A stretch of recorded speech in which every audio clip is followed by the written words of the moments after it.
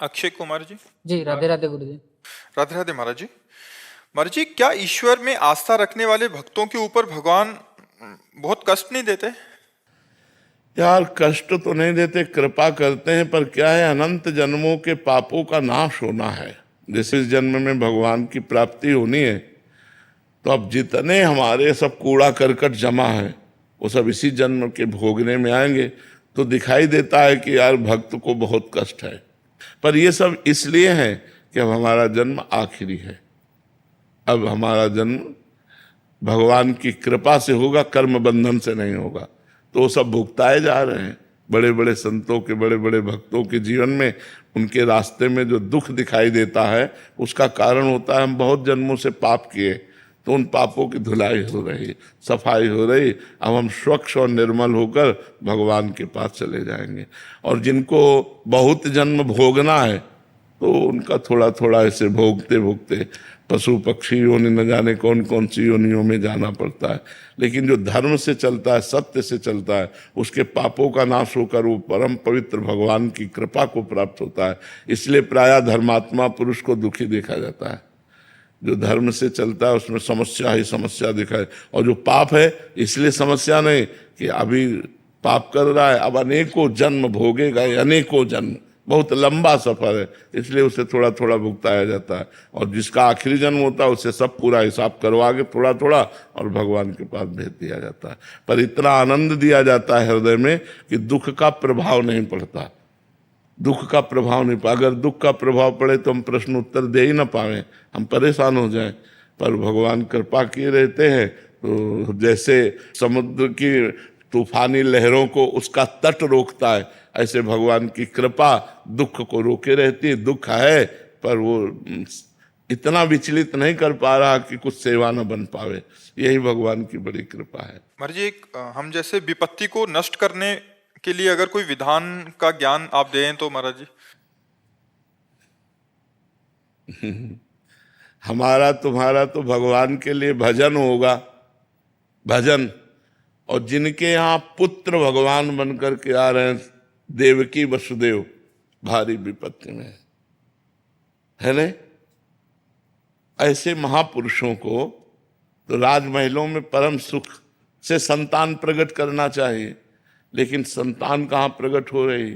कितना भारी दुख है देवकी वसुदेव जी को, कितनी भारी विपत्ति है। मतलब घोर राक्षसी स्वभाव वालों का पहरा है, हथकड़ी बेड़ियां हैं, और जो पुत्र पैदा होता है वो कंस के पास ले जाते हैं और कंस उसे मार डालता है। 8वें में भगवान आए, पर भगवान भी जब आए तब हथकड़ी बेड़ियों के अंतर्गत ही आए। हथकड़ी बेड़ियां जकड़ी हुई हैं उस महापुरुष के, और भगवान सामने खड़े। हरि तेरी गति लख न पड़े। विपत्ति नष्ट हो जाए,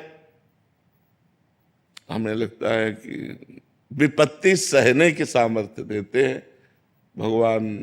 नष्ट करना चाहे तो कर सकते, लेकिन वैसे हमें कम प्रमाण मिलते हैं।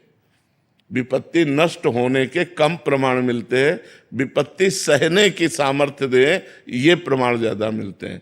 अब जैसे दुशासन द्रौपदी जी के केस पकड़ करके महल से ला रहा है। द्रौपदी जी क्या भक्त नहीं है? पहले से उनका देख लो भगवान से कितना प्यार भरा संबंध है। क्या सर्वज्ञ भगवान नहीं जान रहे? जान नहीं रहे? महल से जो ही केस पकड़ा उसी समय भगवान जान रहे, लेकिन तब तक वो चुप रहे जब तक द्रौपदी ने पुकारा नहीं। अन्य आश्रय था पांडवों का, भीष्म जी आदि का, जब सब आश्रय छूटा, पुकारा, तो यही भगवान वस्त्र बन गए। तो हमें लगता है कि विपत्ति भोगने की सामर्थ्य देते हैं, विपत्ति मिटाते नहीं। तो हमें लगता है कि भगवान विपत्ति नष्ट नहीं करते, भगवान विपत्ति को सहने की सामर्थ्य देते हैं। तो भगवान से प्रार्थना करना चाहिए कि हमें सहने की सामर्थ्य दो। सहने की सामर्थ्य देंगे, व्यवस्था कर देंगे, और हमारा भजन करो और हमारे पास आ जाओ। तो हमको जैसा लगता है कि भगवान विपत्ति में सहयोग देते हैं, विपत्ति में बल देते हैं, पर विपत्ति हट जाए, मिटिया मेट हो जाए, ऐसा हमने भक्तों के जीवन से नहीं देखा। भक्तों को बड़ी विपत्तियां सहनी पड़ी हैं, सहनी पड़ी हैं। भक्तों ने विपत्तियां मांगी हैं महाराज जी। आप भी कभी कभी बोलते हैं कि ये किडनी रोग न होता तो ये स्थिति नहीं होती। आप भी काफी बार सुना है। भगवान, हाँ, भगवान का विधान होता है। यही तो भक्तों की महिमा है कि वो दुख मांगते हैं, क्योंकि दुख में भगवान का जैसा विपत्ति में सुमिरन होता है ना, वैसा सुख में नहीं होता है। जब कोई साथ नहीं देता, एकमात्र भगवान का सुमिरन, तो वो भगवत प्राप्ति करा देता है। सुख में तो उस कोटि का सुमिरन नहीं होता, जब विपत्ति और दुख में सुमिरन होता है। इसलिए कुंती जी ने दुख मांगा था। जब भगवान युधिष्ठिर जी को राज सिंहासन पर विराजमान करके द्वारिका की तरफ चले, तो पीठ करके चले, तो कुंती जी रो पड़ी।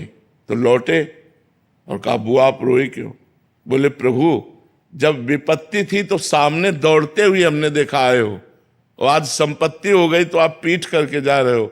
मुझे सदैव विपत्ति दीजिए जिससे मैं आपको सन्मुख देखूं, आपकी पीठ न देखूं कि आप पीठ करके जा रहे। मुझे कदम कदम पर विपत्ति दीजिए। तो विपत्ति में आपको अपनी तरफ आते देखती हैं, यही सौभाग्य का विषय होता है।